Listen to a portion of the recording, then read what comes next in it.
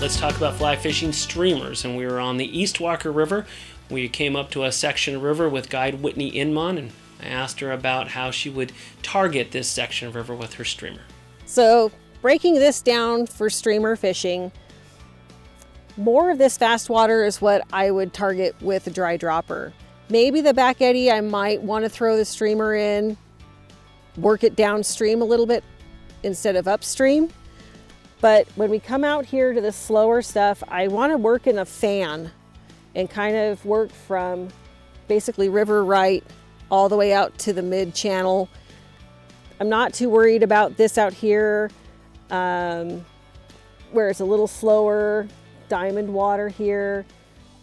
There likely could be something there. Maybe if I turn and at the end of my fan pattern as I'm grading out this whole section,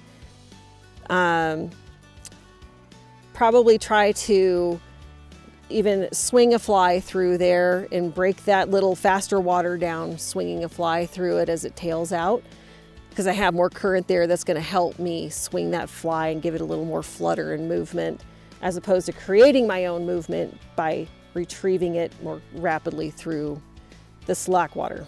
I wouldn't dip and strip from river left.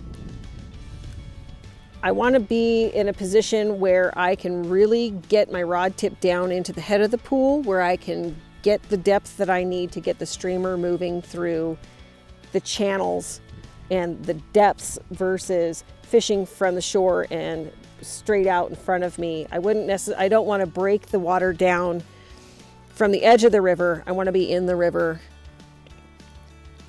and retrieving it back to me. Like, again, this is slack water, so maybe something has spooked a bait fish down in this slower stuff, because this is just the very slightest slow little eddy here. It's barely moving. So it's really easy for the forage fish to kind of flit around and move. They don't have much current to battle.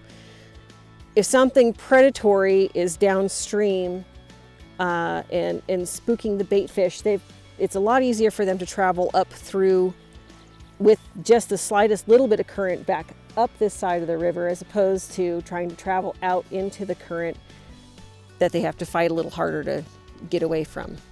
Different sections of a river, or even breaking down a run itself, is going to require different techniques, and that was a look at and a breakdown of what a guide would do. Whitney Inmon at the Angler's Edge, a professional, would look at that area and target with, in this case, a streamer. You can fish a section of river with all kinds of different techniques and tactics, but with a streamer, what we were going through is saying, okay, where would you fish this?